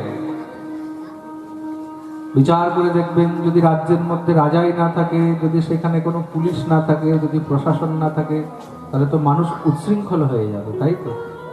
যার যেটা মনে হবে সেটাই, কেউ কাউকে মানবে না, কেউ কাউকে ভয় করবে না। তার জন্য রাজা, প্রশাসন এগুলো থাকা অনেক দরকার। সমস্ত ঋষিমুনিগণ বিচার করলেন, রাজা তো এখন নেই, তাহলে কি করা যায়? বেনের সেই মৃতদেহকে মন্থন করা হলো। সেই দেহকে মন্থন করাতে সেই বেনের জান থেকে একটি কালো রঙের পুরুষ উৎপন্ন হয়েছে। কাক কৃষ্ণ দেহস্বা অশ্ববাহুর মহাহনু অশ্বপান্নিম নানাসাগ্রো রক্তাক্ষস্তাম্রমূর্ধজ। বেনের সেই পাপ থেকে উৎপন্ন হলেন, দেখতে একদম কালো রং ছিল, নাম রাখা হলো নিষাদ। রাজার অংশ থেকে উৎপন্ন হয়েছে, তার জন্য তাকেও রাজা করা হলো। কোথাকার? বনের, জঙ্গলের রাজা করা হলো। তার থেকে যে সন্ততি হলো তাদেরকে বনবাসী বলা হলো। কি বলা হয়েছে? বনবাসী। খুব মন দিয়ে শুনবে। আজকে আমরা যাদেরকে আদিবাসী বলি, অ্যাকচুয়ালি কিন্তু আদিবাসী বলা উচিত না, তাদেরকে বলা হয়েছে বনবাসী। তারা বনের মধ্যে নিজের গৃহ তৈরি করলেন, তারা বনের মধ্যে থাকা শুরু করলেন। বেনের দেহকে আবার মন্থন করা হলো। এবার মন্থন করাতে তার দেহের থেকে স্বয়ং ভগবানের অংশ থেকে একটি পুরুষ আর ভগবতী লক্ষ্মীর অংশের থেকে একটি স্ত্রী উৎপন্ন হয়েছে। পুরুষের নাম হলো পৃথু আর স্ত্রীর নাম হলো অর্চি। বলিয়ে পৃথুজি মহারাজ কি। শ্রী পৃথুজি মহারাজ এই ধরিত্রীর উপরে 100টি অশ্বমেধ যজ্ঞ করলেন। 100টি অশ্বমেধ যজ্ঞ করে তিনি এই পৃথিবীকে পবিত্র করেছেন। ধরণীকে নিজের পুত্রী রূপে স্বীকার করলেন বলে নাম হলো পৃথিবী। পৃথুর কন্যা বলে নাম হলো পৃথিবী। স্বয়ং ভগবান এসে পৃথুজি মহারাজকে নিজের সঙ্গে পরমধাম নিয়ে গেলেন। এই প্রকার শ্রী সুখদেব প্রভু ধ্রুব বংশের বর্ণন শ্রবণ করিয়েছে। পরীক্ষিত প্রশ্ন করলেন, প্রভু তারপরে এই পৃথিবীর রাজত্ব, পৃথিবীর সাম্রাজ্য কে সামলালেন? শ্রী সুখদেব প্রভু বলছেন, ধ্রুবের যে জ্যাঠামশাই ছিলেন প্রিয়ব্রত মহারাজ, মনু মহারাজ তাকে আবার ডেকে নিয়ে এসেছে। শ্রী প্রিয়ব্রত মহারাজকে ডেকে নিয়ে এসে আদেশ করলেন, যাও তুমি পৃথিবীর রাজত্ব সামলাও। পিতার আদেশ পালন করে শ্রী প্রিয়ব্রতজি মহারাজ এই পৃথিবীর রাজত্ব তিনি সামলিয়েছেন, কিন্তু পৃথিবীর রাজত্ব সামলিয়েও তার প্রতি কিঞ্চিত কোনো আসক্তি ছিল না। প্রিয়ব্রত মহারাজের পুত্র হলেন আগ্নিধ্র। পুত্র বড় হতেই তিনি তাকে রাজগদ্দি দিয়ে স্বয়ং আবার বনগমন করলেন। আগ্নিধ্রের পুত্র হলো নাভি, নাভির পুত্র হলো ঋষভদেব। ঋষভদেবের 100টি পুত্র হয়েছে, যার মধ্যে সব থেকে বড় পুত্রের নাম হলো ভরত। সব থেকে ছোট যে 9 জন পুত্র তাদেরকে নবযোগেন্দ্র বলা হয়েছে। কবির হরি অন্তরিক্ষ প্রবুদ্ধ পিপ্পলায়ন আবির্হোত্রোথ দ্রুমিলস চমসহ করভাজন। কবি হরি অন্তরিক্ষ প্রবুদ্ধ পিপ্পলায়ন আবির্হোত্র দ্রুমিল চমস আর করভাজন। এটি হলো নবযোগেন্দ্র। শ্রী ঋষভদেবজি মহারাজ স্বয়ং ভগবানের অংশ থেকেই অবতীর্ণ হয়েছিলেন। তার থেকে একটি নতুন ধর্মের সৃষ্টি হলো, যার নাম হলো জৈন ধর্ম। বলি ঋষভদেব ভগবান কি। সব থেকে বড় পুত্র শ্রী ভরতজি মহারাজকে তিনি রাজত্ব দিয়ে বনগমন করলেন। শ্রী ভরতজি মহারাজ 28,000 বৎসর পর্যন্ত এই পৃথিবীতে রাজত্ব করেছেন। 28,000 বৎসর পর্যন্ত রাজত্ব করে তৎপশ্চাৎ শ্রী ভরতজি মহারাজ তিনিও বনগমন করলেন। বনের মধ্যে গিয়ে গণ্ডকী নদীর তটে একটি পর্ণকুটিয়া বানিয়ে সেখানে ভগবানের ভজন করেন। সেই ভরতজি মহারাজ একদিন গণ্ডকী নদীতে স্নান করতে করতে দেখছেন একটি মৃগী, মানে একটি হরিণী সেখানে জল পান করতে এসেছে। মৃগী যখনই জলপান করতে লাগলো, বনরাজ সিংহ জোরে গর্জনা আরম্ভ করেছে।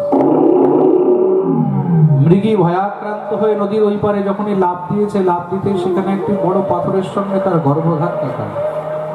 সেই গর্ভের মধ্যে শিশু ছিল। গর্ভ ফেটে যায়, সেই মৃগীর সেই শিশু, সেই বাচ্চাটি জলে বয়ে যাচ্ছে। মৃগীর মৃত্যু হয়ে গেছে। ভরতজি মহারাজ ক্ষত্রিয়, তো ক্ষত্রিয় ধর্ম হলো রক্ষা করা। আওয়াজ একদম দেবে যাচ্ছে, এত দেবে যাচ্ছে, আমি কি বলছি বুঝতে পারছি না। আওয়াজ বুঝতে পারছেন? কালকে এই সমস্যা ছিল, আর কোনো সমস্যা ছিল?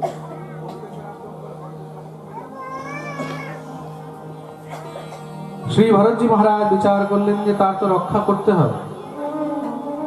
ভরতজি মহারাজ সঙ্গে সঙ্গে গিয়ে সেই হরিণের বাচ্চাটাকে উঠিয়ে নিয়ে এসেছেন। তার পালন পোষণ আরম্ভ করলেন।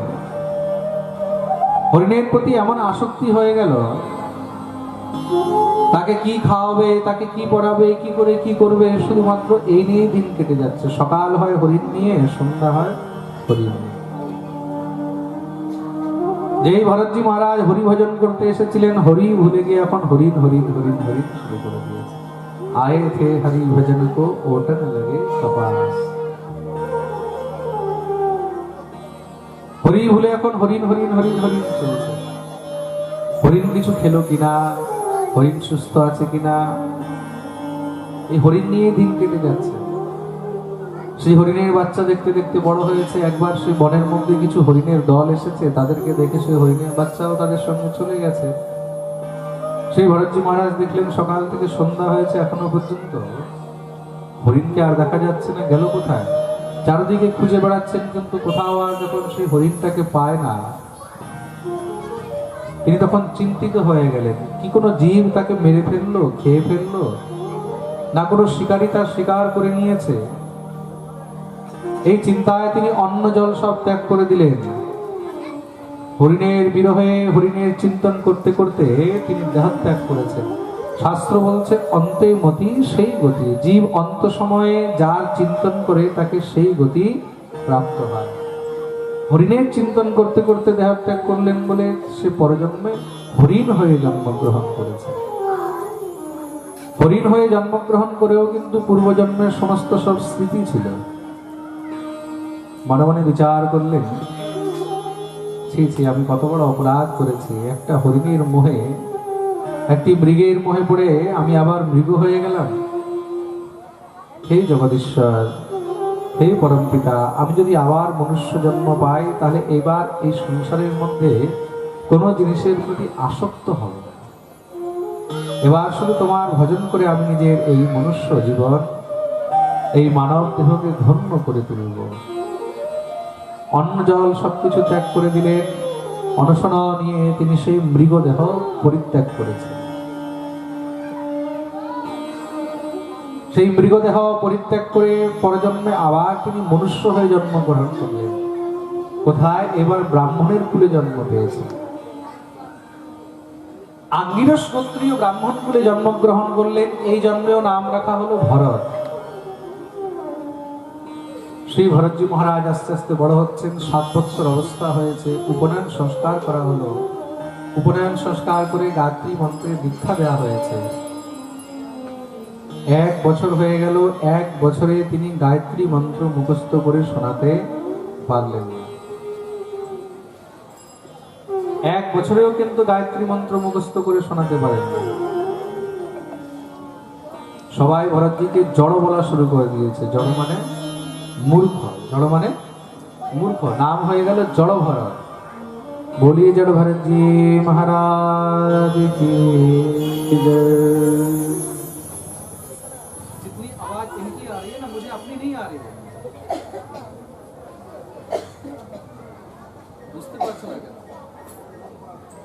श्री राधे, श्री राधे। मॉनिटर की आवाज बिल्कुल नहीं है। श्री राधे राधे, श्री राधे राधे। आवाज खोलो।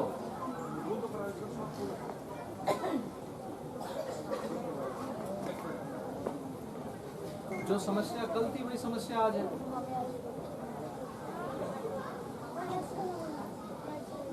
आवाज ही नहीं है मॉनिटर में, बिल्कुल आवाज नहीं है मॉनिटर में।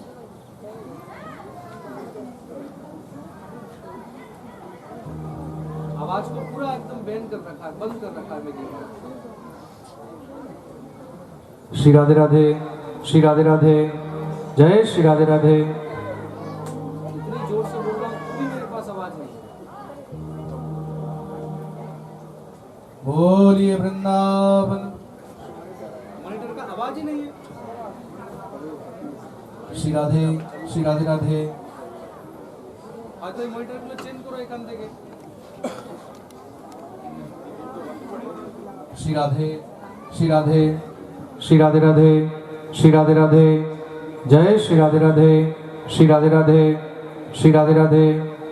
এখন আওয়াজ আসছে, কিন্তু তাও মনিটরে আওয়াজ আসছে না। আর না তো কালকে মনিটরগুলো চেঞ্জ করিয়ে দিও, ঠিক আছে? बोलिए वृंदावन बिहारी लाल की। श्री भरतजी महाराजेर नाम হয়ে গেল জড় ভরত। সবাই জড় ভরত জড় ভরত বলতে শুরু করে দিল। ছোট একটি গায়ত্রী মন্ত্র, ওম ভূর্ভুবস্বঃ তৎসবিতুর্বরেণ্যং ভর্গো দেবস্য ধীমহি ধিয়ো यो নঃ প্রচোদয়াৎ। এতটুকখানি গায়ত্রী মন্ত্র তিনি মুখস্থ করতে পারলেন না 1 বছরে।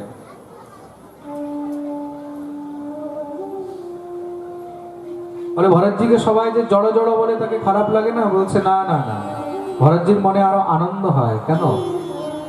যদি শিক্ষিত হয়ে যায়, যদি জ্ঞানী হয়ে যায়, তাহলে তো আমাকে শাস্ত্র পড়তে হবে, গ্রন্থ পড়তে হবে, পণ্ডিত হয়ে যাব।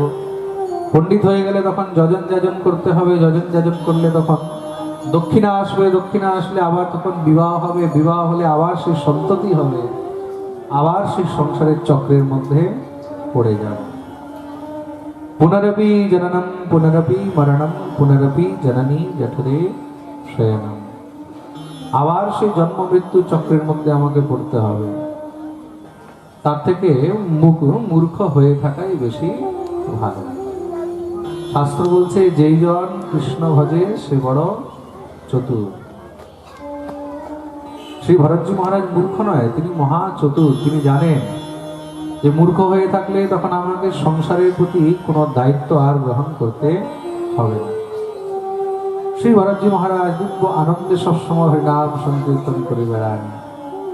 পিতার মৃত্যু হয়েছে, তখন ভাইরা ভরতজি মহারাজকে অবহেলা করে তিনি গৃহ পরিত্যাগ করে দিয়ে বনে জঙ্গলে ভগবানের ভজন করতে থাকেন, হরিনাম গুণগান করতে থাকেন। একবার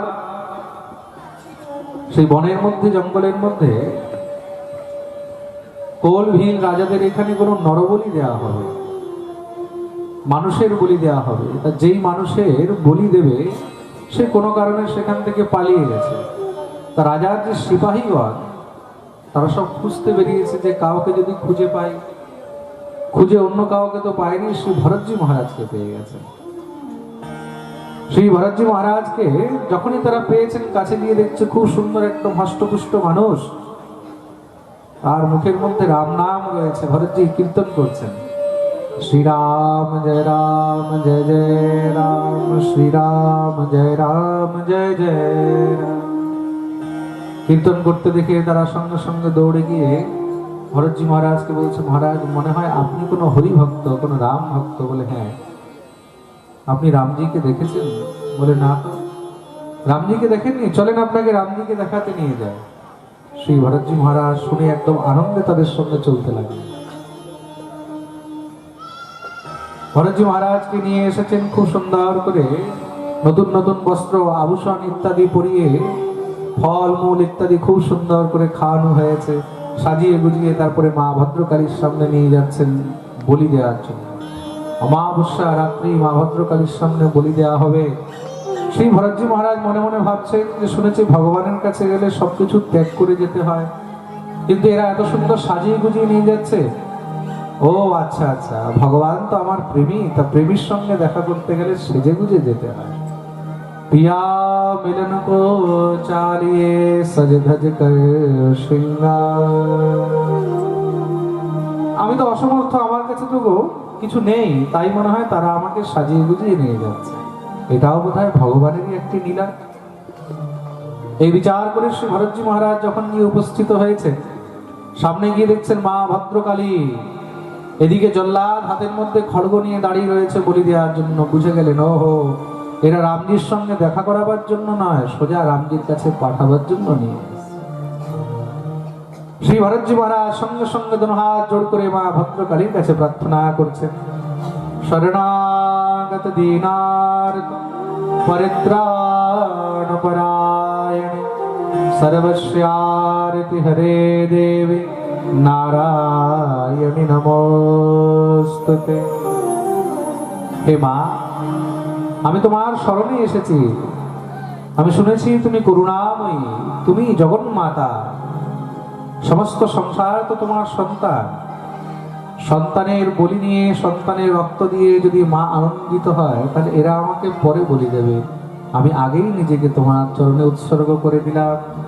বলে যখনই শ্রী ভরতজি মহারাজ মায়ের চরণের মধ্যে প্রণিপাত করলেন, এদিকে জল্লাদ খড়গ নিয়ে বলি দিতে উদ্যত হয়েছে। মা ভদ্রকালী আর থাকতে পারলেন না, সঙ্গে সঙ্গে মা ভদ্রকালী সেখানে মূর্তি ছেড়ে প্রকট হয়ে গেলেন।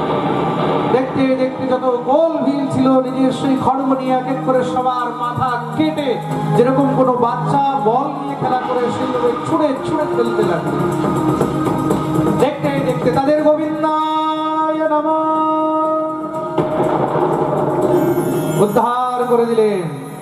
শ্রী ভরতজি মহারাজ আজকে মায়ের এই রূপ দেখেছেন, জয় জয়কার করতে লাগলেন। আজ পর্যন্ত আমার সামনে অনেক জীব এসেছে, কিন্তু তোমার মতন কোনো ভগবত ভক্ত, তোমার মতন কোনো বৈষ্ণব তো আমার সামনে আসে। আমার সামনে কোনো হরিভক্ত, কোনো কৃষ্ণ ভক্ত, কোনো বৈষ্ণবের যদি বলি দেওয়া হয়, তাহলে আমি ঠাকুরের কাছে মুখ কি করে দেখাবো? এই সংসারে ভগবত ভক্তের উপরে যদি কোনো বিপত্তি আসে, তাদের রক্ষা করার জন্য ভগবানকে আসতে হয় না, আমরাই তার জন্য সবসময় প্রস্তুত হয়ে থাকি।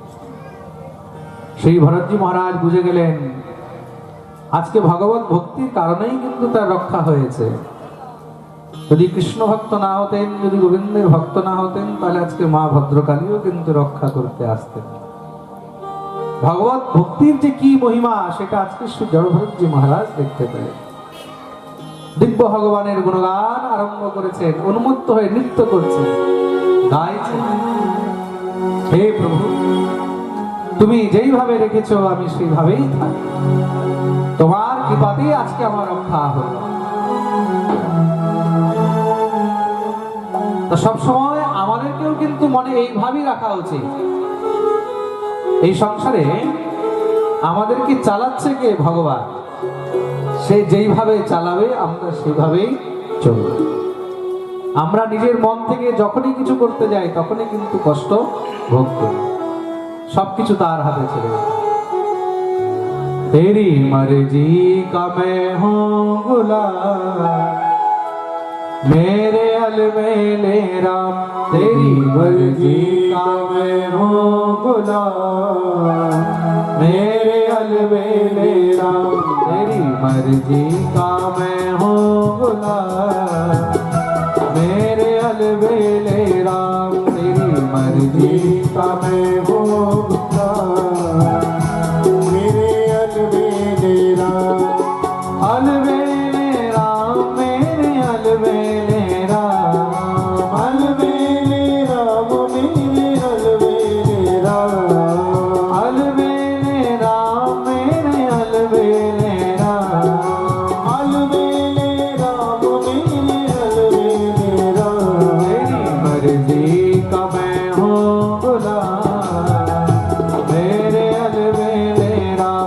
तेरी मर्जी का मैं हूँ गुलाम, मेरे अलमेले राम।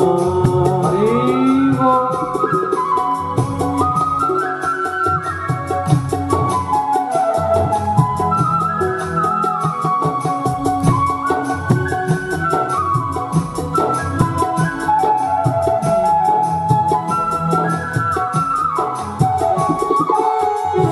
बोलिए वृंदावन बिहारी लाल।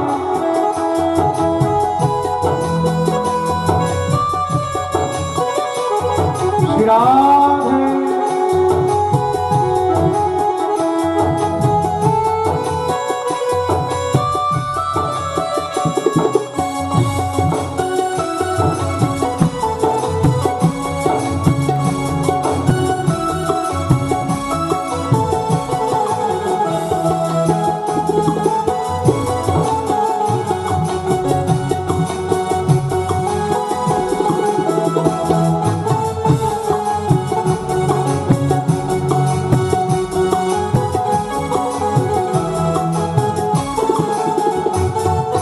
जो भी करा ले मैं तुझ पे न्यौछावर, जो भी करा ले मैं तुझ पे न्यौछावर। जो भी करा ले मैं तुझ पे न्यौछावर। जो भी करा ले मैं तुझ पे न्यौछावर। तुझ पे न्यौछावर, मैं तुझ पे न्यौछावर। तुझ पे न्यौछावर, मैं तुझ पे न्यौछावर। दे दे मुझको सजाया इनाम, दे दे मुझको सजाया इनाम। मेरे अलमेले राम। तेरी मर्जी का मैं हूँ गुलाम, मेरे अलमेले राम। तेरी मर्जी का मैं हूँ गुलाम, मेरे अलमेले राम। अलमेले राम, मेरे अलमेले राम। अलमेले राम, मेरे अलमेले राम। अलमेले राम, मेरे अलमेले राम।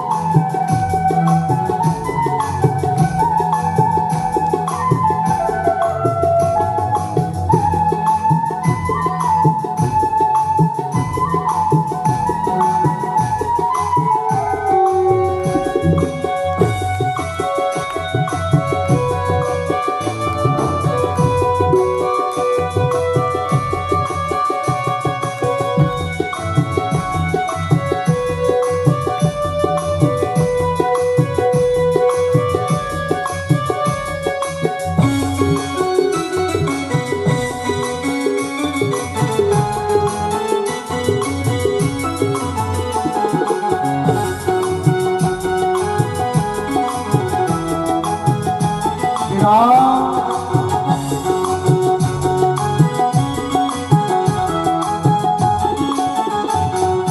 हार चुका हो सब अपनी लगा कर, हार चुका हो सब अपनी लगा कर, अपनी लगा कर, हाँ अपनी लगा कर, अपनी लगा कर, अपनी लगा कर। হে প্রভু, যেখানে আমি নিজের কিছু করতে গেছি তখনই সবসময় শুধু কষ্টই কষ্ট পেয়েছি। যখন নিজের মন থেকে কিছু করেছি, যখন নিজের ইচ্ছা থেকে কিছু করেছি, তখনই সবসময় শুধু কষ্টই পেয়েছি, দুঃখই পেয়েছি। তা এখন সবকিছু তোমার চরণে ছেড়ে দিলাম, যা করার তা তুমিই করবে। हारे चुका हो सब अपनी लगा कर, हारे चुका हो सब अपनी लगा कर, अपनी लगा कर, हाँ अपनी लगा कर, अपनी लगा कर, अपनी लगा कर। अब अपना संभालो इंतजार, अब अपना संभालो इंतजार, मेरे अलमेले राम तेरी मर्जी का मैं हो गुलाम, मेरे अलमेले राम तेरी मर्जी का मैं हो गुलाम, मेरे अलमेले राम, अलमेले राम मेरे अलमेले राम, अलमेले राम, मेरे अलमेले राम, अलमेले राम मेरे अलमेले राम, अलमेले राम, मेरे अलमेले राम। तेरी मर्जी का मैं हो गुलाम, मेरे अलमेले राम तेरी मर्जी का मैं हो गुलाम, मेरे अलमेले राम।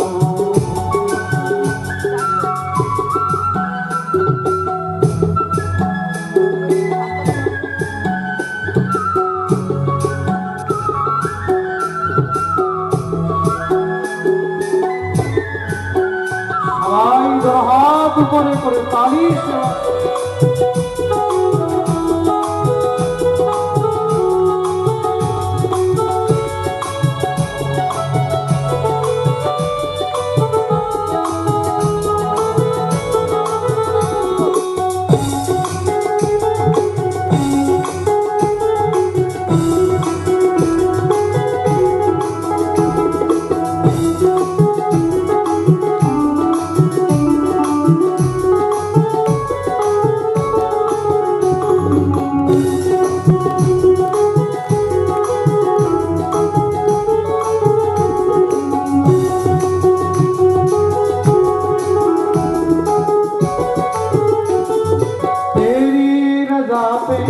कर ली है राजी, तेरी रजा पे राम कर ली है राजी, कर ली है राजी राम कर ली है राजी, कर ली है राजी राम कर ली है राजी, तेरी रजा पे राम कर ली है राजी, तेरी रजा पे राम कर ली है राजी। मेरी दौलत है बस तेरा नाम, मेरी दौलत है बस तेरा नाम, मेरे अलमेले राम तेरी मर्जी का मैं हो गुलाम, मेरे अलमेले राम मेरे मतवाले राम, अलमेले राम मेरे अलमेले राम, अलमेले राम मेरे अलमेले राम, अलमेले राम मेरे अलमेले राम। तेरी मर्जी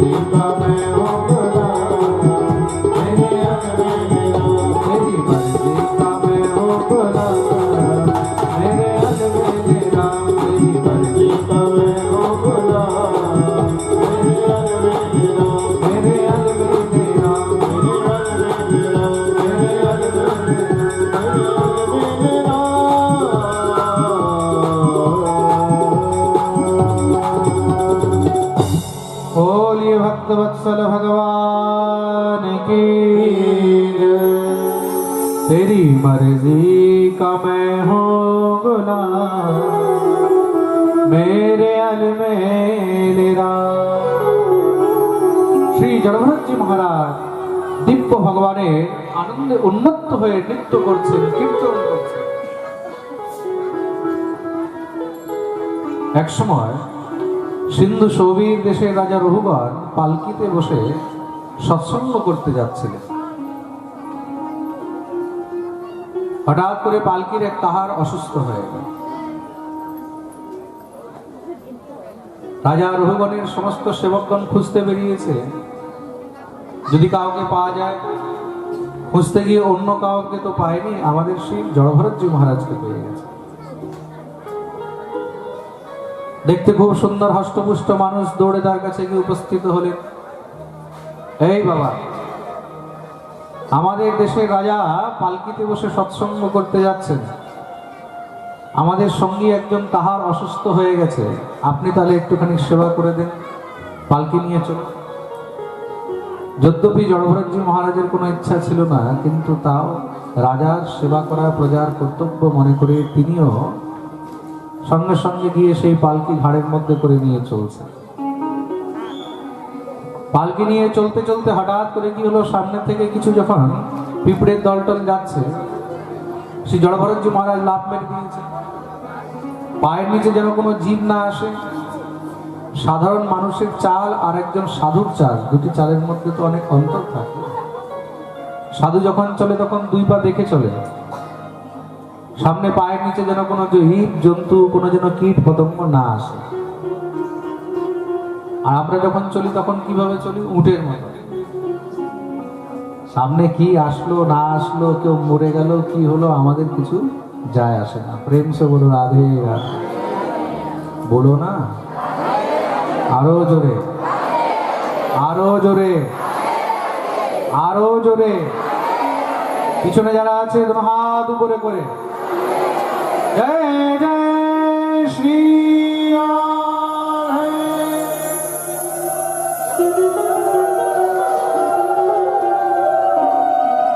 যখনই শ্রী জড়ভরতজি মহারাজ লাফ দিয়েছে, পালকির মধ্যে রাজা রঘুগণ বসেছিল, মাথায় ঠক করে লেগেছে,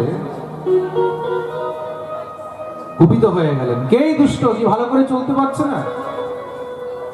বাকি কাহাররা সব ভয় পেয়ে গেছে, মহারাজ আমরা নই, এই যে নতুন কাহার এসেছে না, সেই এইভাবে চলছে, তাকে ভালো করে বোঝাও আমি কে, সে জানে না। আমি সিন্ধু সৌবীর দেশের রাজা, যদি চাই তাকে এক্ষুনি দণ্ড দিতে পারি। সবাই জড়ভরতজিকে বল